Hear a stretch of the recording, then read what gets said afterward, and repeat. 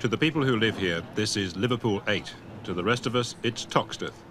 The name alone evokes images of conflict in the minds of people living outside this ghetto.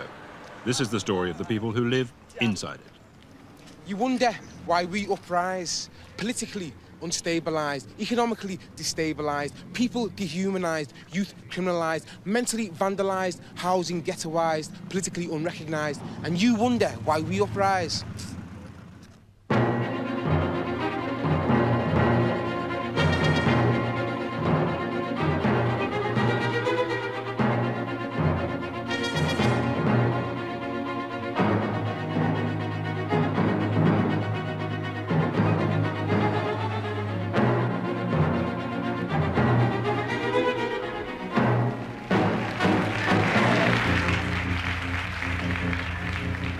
Leroy Cooper is the self-appointed poet of Liverpool 8. 4 years ago, he was involved in a fight with police, a fight which sparked off the huge riots of 1981. We're the first generation after our mother and fathers came here from Jamaica or the West Indies or Africa, and they came with a different idea, a different attitude. And I wasn't even born here, but I've been brought up here like 23 years of my life. And I've been educated in British schools. And my outlook on life is a bit different from my parents. I won't accept some of the grin and bear it attitudes of older generations before. I know I speak for people, other young people as well. Getting ready to talk about the ghetto right from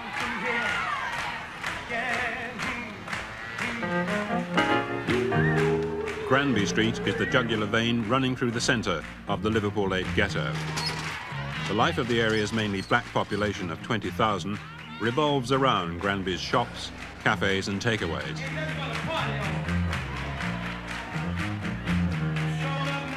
It also has a less enviable reputation. In this autumn's riots, it was once again in the front line of clashes with the police.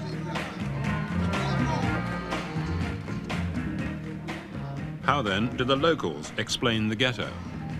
Basically, what you would call a ghetto, in inverted commas, is something which is created as a product of a racist society and a racist system. So it's really saying to blacks, you stay there, don't step out, don't come into town where there are nice white people and we've got our nice shops and so on. Even if you riot, stay in there.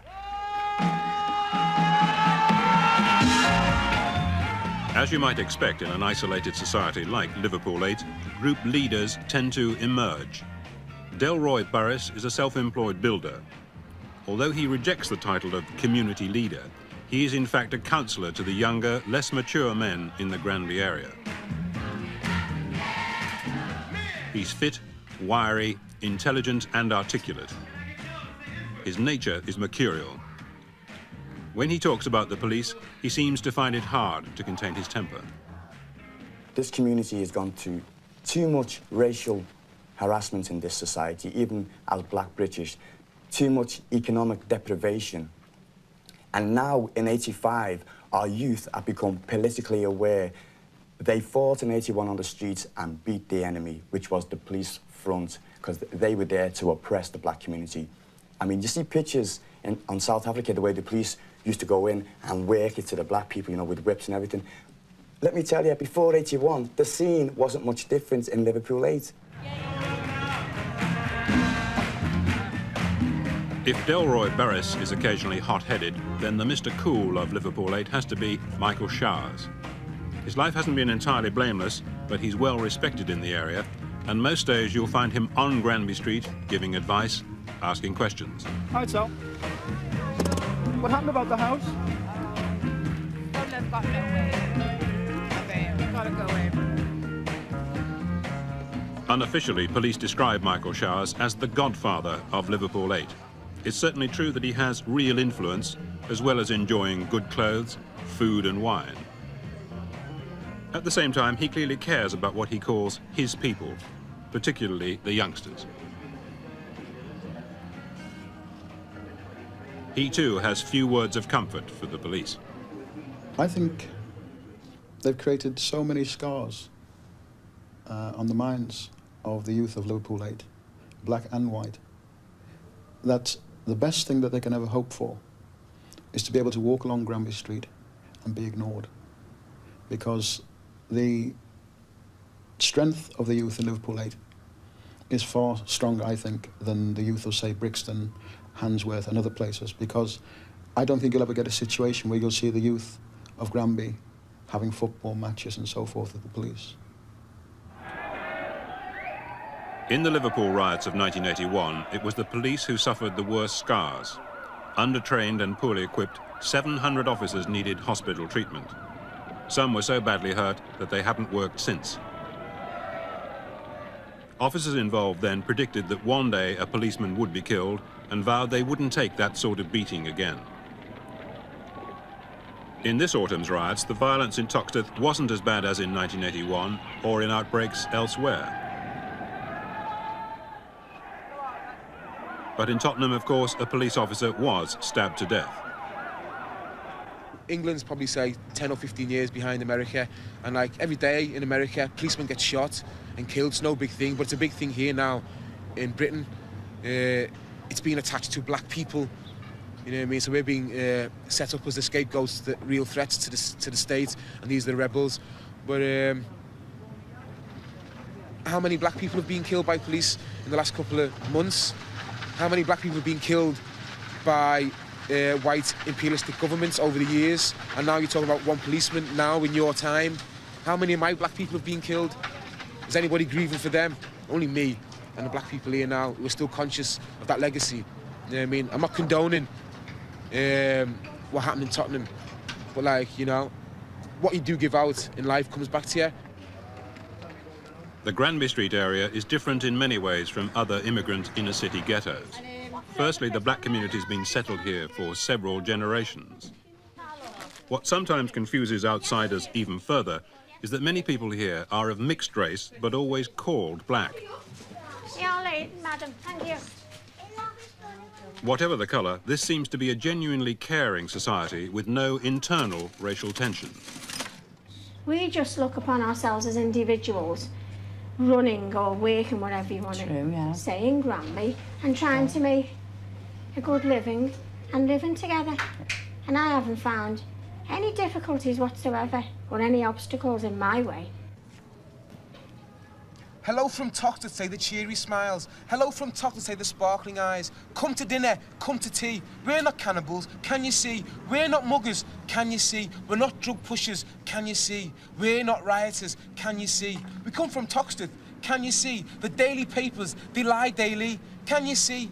You can see. Come on, lad. Education, or lack of it, we're constantly told, is one of the main causes of resentment among black youngsters. In Liverpool, about 9,000 children are being educated in rundown areas. The children who go to the Granby Street Primary School are comparatively lucky. The building is old, but the teachers are dedicated and the pupils disciplined and keen.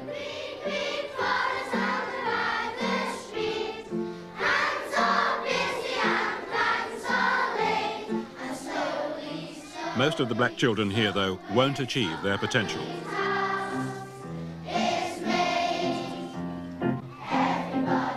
Education officials say that part of the reason is that many black youngsters and their parents expect to achieve less, and this becomes a self-fulfilling prophecy.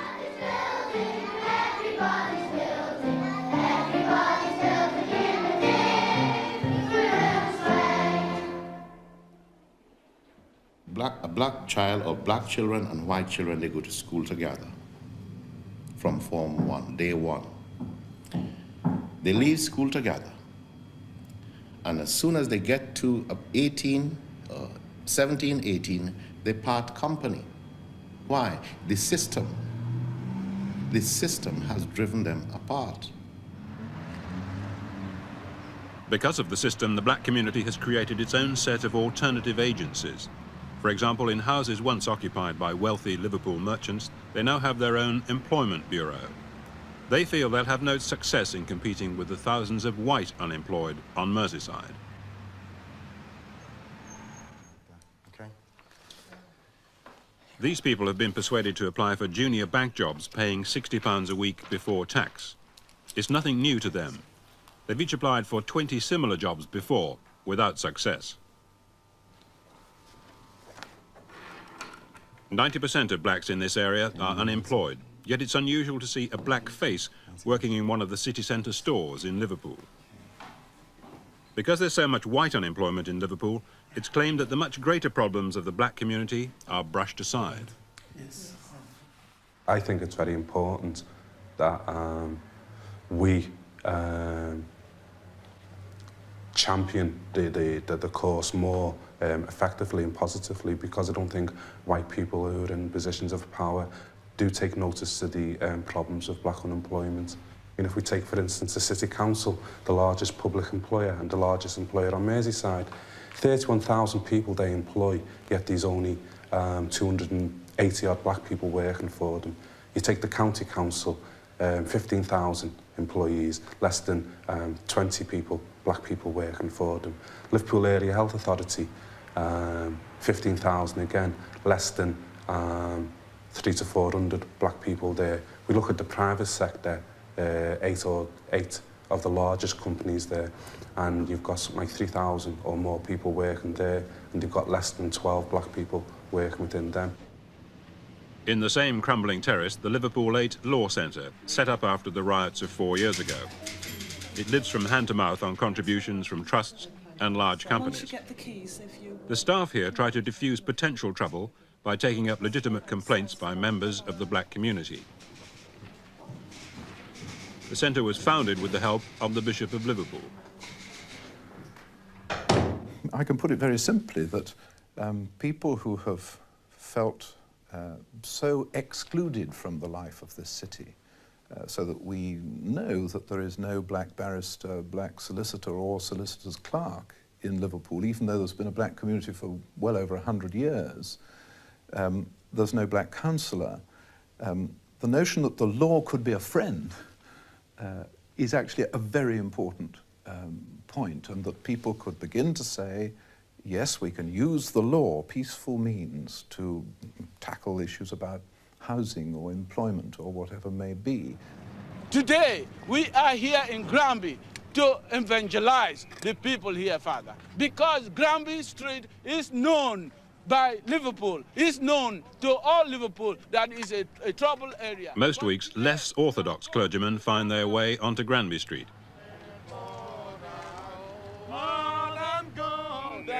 Members of the Brotherhood of the Cross and the Star often turn out to sing a simple, if repetitive, message.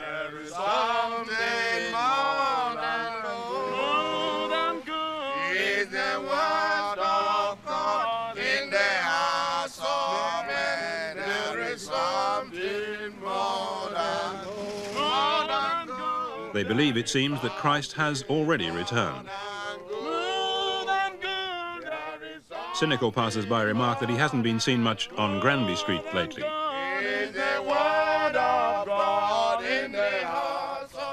After his inquiry into the riots of 1981, Lord Scarman recommended that community policing should be introduced into areas like Liverpool 8. It meant that instead of touring the area insulated in patrol cars, officers would be on foot and usually in pairs. At the outset, most of the officers involved were volunteers, and early observers thought the scheme was working well. But now others say that community policing has helped to underline the boundaries of the ghetto. Once you draw a line around an area, right, and they drew a line around what was basically the black area of Liverpool 8, and say, within this area we're going to introduce a form of community policing, right? And there's no attempt to introduce that outside that area. The danger is that you're really saying to black people, keep behind that line and you'll be all right. Step over that line and by George, you're going to get a different style of policing. The community policing of Granby Street is handled by officers from the Hope Street station half a mile away. 695, Even working in pairs, few people would swap jobs with them. 73 beat, 6672, 6988. The officer on the right still carries a scar under his eye from an earlier riot. It's not a glamorous job. Old 3:15 this morning, there was a robbery outside Jamaica House. 31-year-old male leaving the premises. Attacked by 4 males. And as usual, complainant was intoxicated and uncooperative. Some of these officers told us that even within the police force their role in Liverpool 8 is misunderstood. They're sneered at, it seems, for operating a soft policing policy in return for a quiet life. Some politicians have claimed that areas like Granby Street have become no-go areas for police. That's not true. It's not a no-go area in our terms because we go in, it is policed at all times of the day and night. But we occasionally have to tread carefully, but certainly not a no-go area. Sometimes there's hostility shown to police patrols, and quite often there's a lot of friendship shown. It's one of the situations that we've got in Liverpool 8 that sometimes you're going to get hostility, and it's something that we've got to react to sensitively. Really. Within the Toxteth beat, there is a great deal of understanding of very careful and discreet policing, whereas it's good old-fashioned rough and tumble outside the ghetto. And this makes inside the ghetto look like a no-go area. If you are up to mischief, you nip back across the boundary into the ghetto because you think you'll be safe there. And I understand that quite a number of ill-doers use us quite deliberately that way. Now that gets the whole scam and scheme into discredit. It is quite wrong if the impression is created that people are allowed to do things in Liverpool 8 that wouldn't be tolerated elsewhere. I would take this opportunity to caution them in chasing that simplistic interpretation. Absolutely not true. What is true is that minor offences like having an untaxed car will probably be ignored. Cannabis, or ganja as it's called, is also possessed and smoked openly on Granby Street with impunity. Yes, I know that marijuana has been smoked in there for many years, long before I ever came here anyway, or it's been used, let's put it that way. But I don't think it's been a particular problem insofar as we're concerned, except in 1 or 2 isolated incidents. Does that mean that Liverpool 8 in certain matters is, if not a no-go area, a sort of blind eye area? No, that same principle applies right across the county. We made this quite clear some 2 years ago. I think we were virtually in the vanguard of our new approach to dealing with soft drug abuse, as it were, that we felt it better to deal with it by way of advice rather than prosecution. The writing on the wall is a message to outsiders. It means that while ganja, cannabis, is permitted by the community, heroin, or smack, certainly is not, and that offenders will be dealt with. No smack left means that no more heroin dealing will take place from this house in Toxteth. After keeping it under observation for several weeks, a small army of black youths, acting as vigilantes quite outside the law, raided the house and ordered the heroin dealers to leave. One dealer, himself black, who showed some reluctance to go, had his kneecaps broken with a hammer. By contrast, Delroy Burris's knees are in good shape. He is very well informed about that vigilante raid. The vigilante raid, because heroin pushes were starting to sneak in to Liverpool 8, see, because Liverpool 8 is unique in the way the police are policing it. So because these elements are getting pressure outside of this area, they started to think it would be safer if they moved into Liverpool 8 to sell their poison. Now, this area has 5 schools, junior schools in it, so obviously that type of stuff's not going to be tolerated in this community. And so people for weeks had been monitoring the main dealers, observing who goes and who didn't go, and actually getting 1 or 2 junkies to actually score and bring it back to show them so they'd know that these people were the right people. Then they decided it was time to strike, and about 150 of them had met up on Granby Street, and they systematically attacked each house and drove the people out. What did they do to the drug dealers? One of them they eventually caught. He was hiding in his loft, and he denied any knowledge of it, but obviously the people who had raided his house had also observed previous nights people going there and scoring heroin. He was dragged out of the loft. I believe violence was applied to the person, and then he eventually took them, the vigilantes, to his main dealer, which was on Smithdown Road. They then had raided that house. There was a bit of a scuffle, I believe, and some people were hurt who were selling heroin, and they smashed up the flat and they left. And they did that systematically to another 2 houses. And did you play any part at all in organising those vigilante raids? No.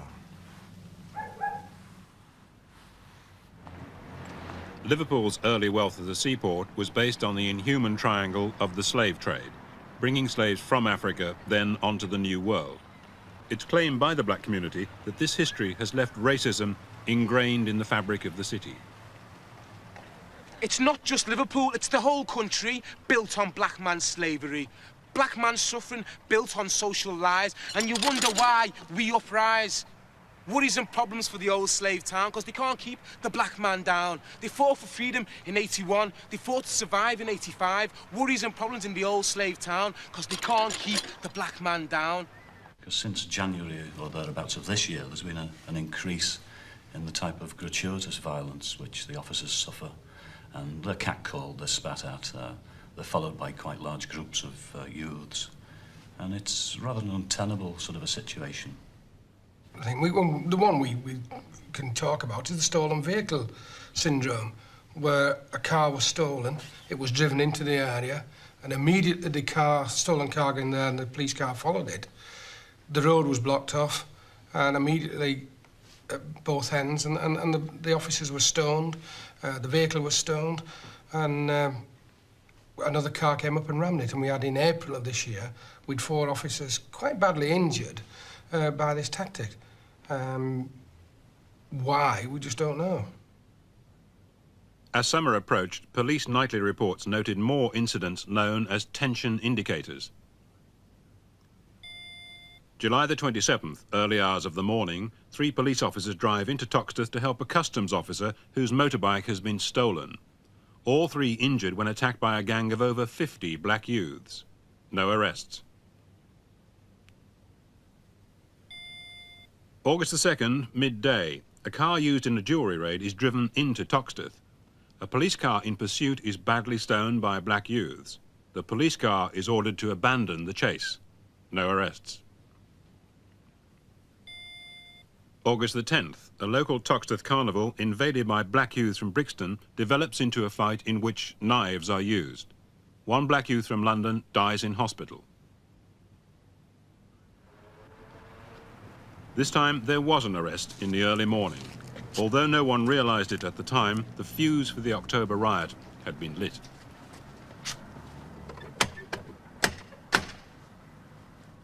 Well, it's 7 o'clock in the morning when, you know, the bang on the door. And when I looked out the bathroom window and shouted, "Who was it?" They said, "Open the fucking door and find out."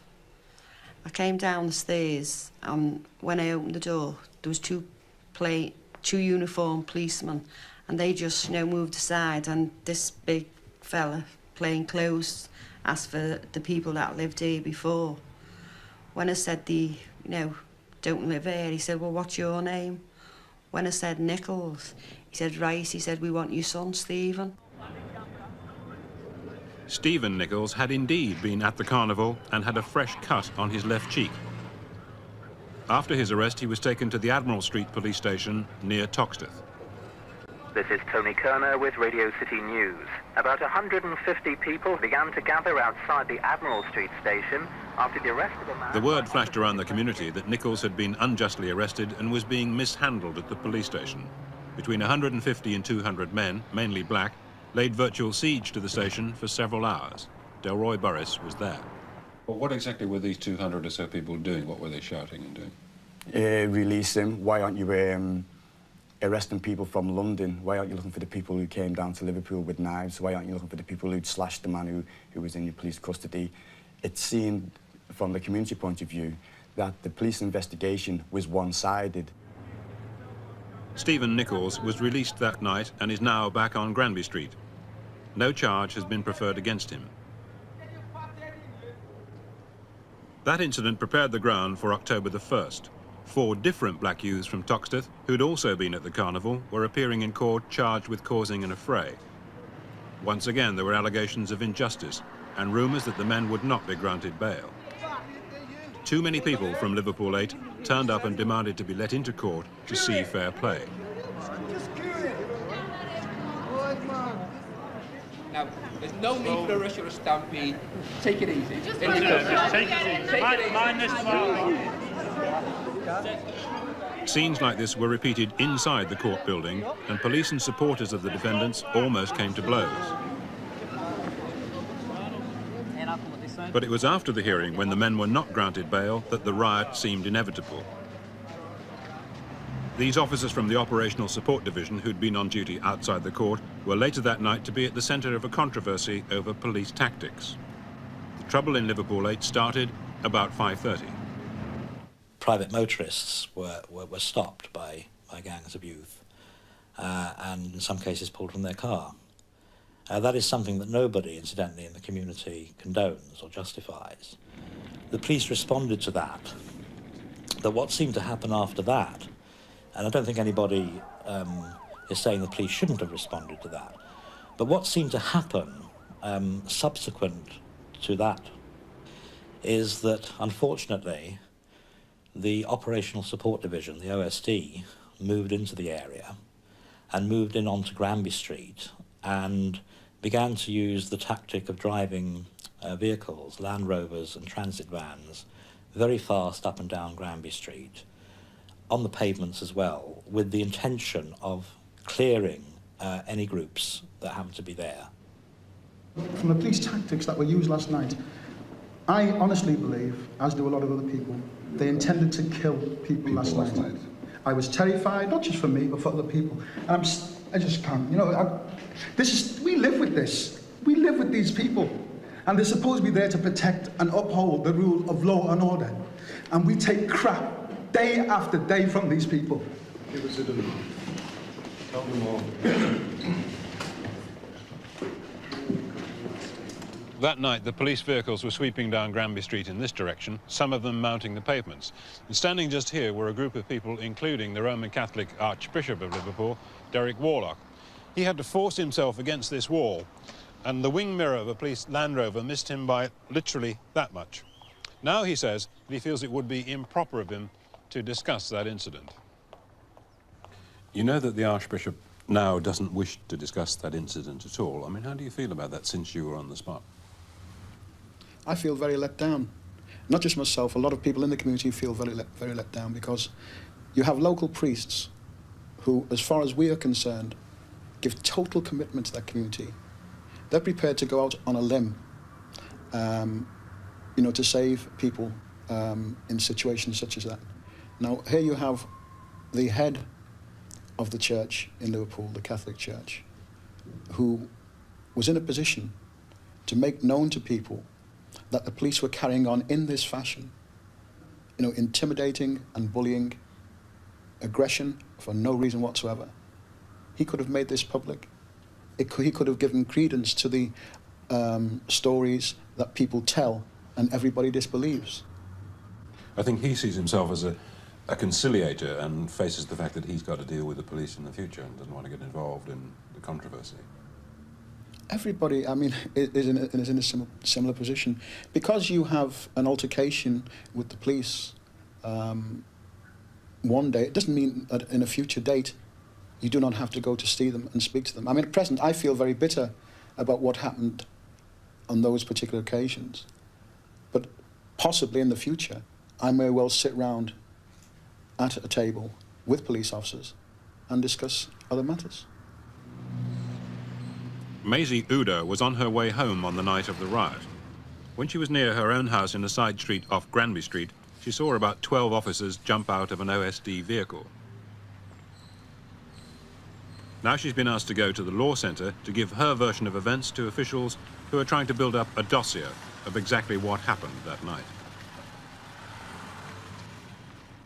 Everything was all right, the kids was playing there, and the next thing I knew was I turned around and police had got out of a van. Well, they were just walking up, banging the sticks, all of them, you know, on the shields. So they were banging their sticks on the shields? Well, I started to walk away towards my own house, and then they sort of started up in a frenzy. I call it the mad movies. And they started to sort of scream. They were shouting, "Come on, you black bastards." which I was disgusted about. As to that night, although you weren't here, we're told that a lot of people were disturbed because the police conduct was heavy-handed with vehicles mounting the pavement and so on. Do you have a view about that? Yes, I have a particular view about that. I'd made it quite clear, and we must go back about 6 or 8 weeks because of situations that were presenting themselves in Toxteth where people were wanting to indulge in criminal enterprises, and some of my chaps and girls were being put at risk. And there was some concern within the Federation, within the Police Federation. And I made it quite clear that whilst I had no intention of changing our community policing problems in inverts, that if people were hell-bent in committing criminal offences and in indulging in antisocial behaviour, there'd need to be positive policing, and that we would deal with it within the law. And certainly in the light of our experiences of 4 years ago, we learned very quickly there that static siege mentality type of policing wasn't going to be very successful, and the mobility had got to be the key. So in essence, what took place on October 1 was within the purview or within the parameters of my policy in dealing with that type of street disorder. So there are reports, particularly of the OSD, allegedly shouting racist slogans and banging their shields and things like that. Well, that may be.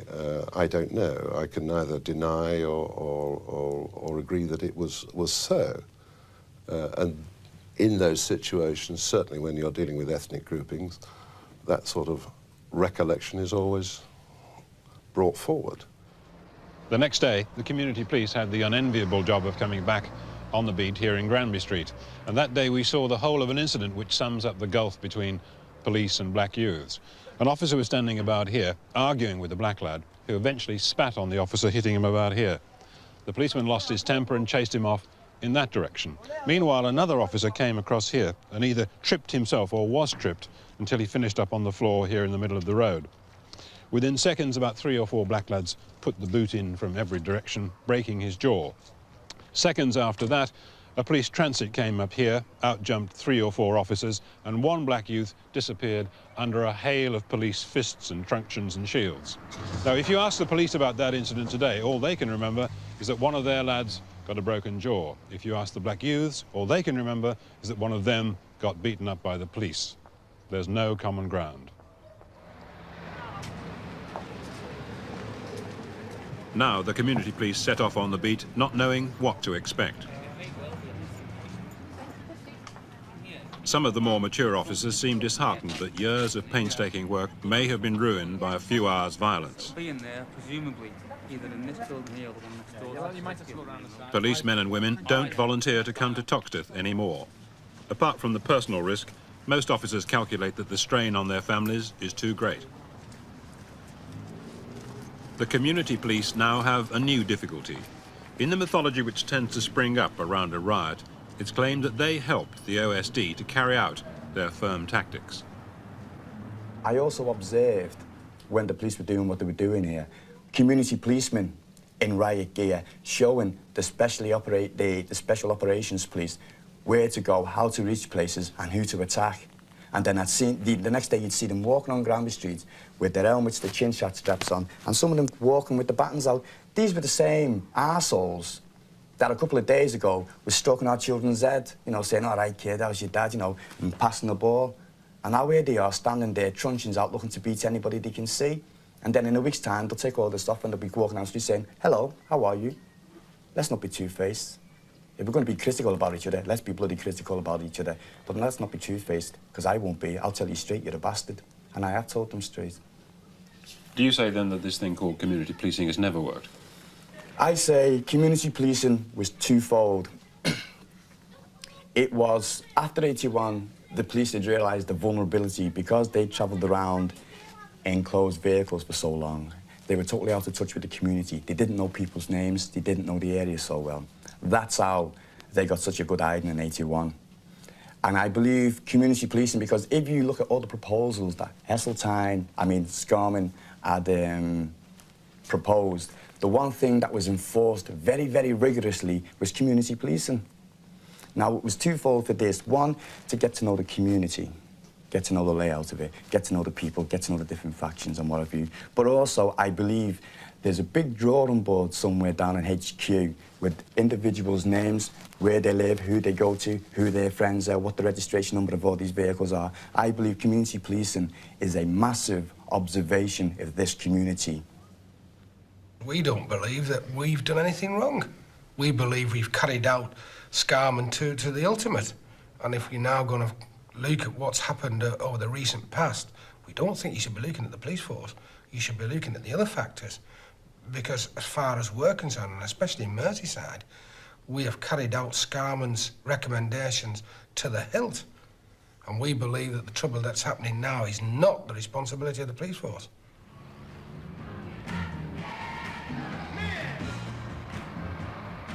The ordinary people of Granby Street complain that they're never given credit for being considerate and thoughtful. Liverpool, they say, is in the news daily because of the rates crisis or militant tendency, but the publicity is never about their problems. When Liverpool's domestic political problems have been solved and forgotten, those of Toxteth will remain. Mayday, mayday, the ship is sinking. Mayday, mayday, the pound is shrinking. Maggie's grinning, who's she kidding? Check it out, the ship is sinking. Now you reap what you sow, slave masters of my people, long ago. Now you reap what you sow. It's divine retribution, don't you know? I'm not laughing and I'm not sneering, I'm on your ship. That's why I'm fearing. Mayday, mayday, the ship is sinking. All hands on deck, all hands on deck. Your ship is sinking.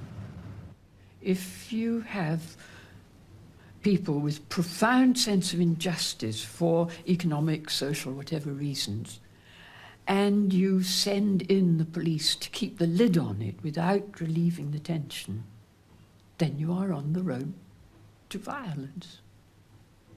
And that's the pattern in Ulster, and the more the police are sent in, and I use it deliberately, they don't choose to go, they are sent in to sit on the lid of the dustbin. If the dustbin is blazing furiously, the only response is catastrophe. And therefore, logically, I see us on the way to Ulster. I think violence is going to be on the increase anyway because of the economic crisis in this city, and more businesses pull out of this city. You're eventually going to get territorial gangs, i.e. because of no employment, because there's nothing else to do. People are going to start claiming, well, this is my turf, and that's my turf, just like they have in the States. And you're going to actually have gangs controlling sections of territory, like Toxteth will be owned by one gang, Toxteth by another gang. You can see it's coming. And the politicians are totally turning a blind eye to reality. They're safe, you know, I mean, they go home to lovely houses, you know, nice suits. They spend £25, £30 on a meal. Man, here, people are living on that for a week. And then you see these assholes on the television telling us how prosperous society is becoming. Their society, not ours. You asked me why there are riots. People don't tend to riot, I think, if they've got a lot of investment in the social system. You don't riot. I don't riot. We've got too much to lose. But the youngsters who are involved in riots, right, have nothing to lose, not even a future.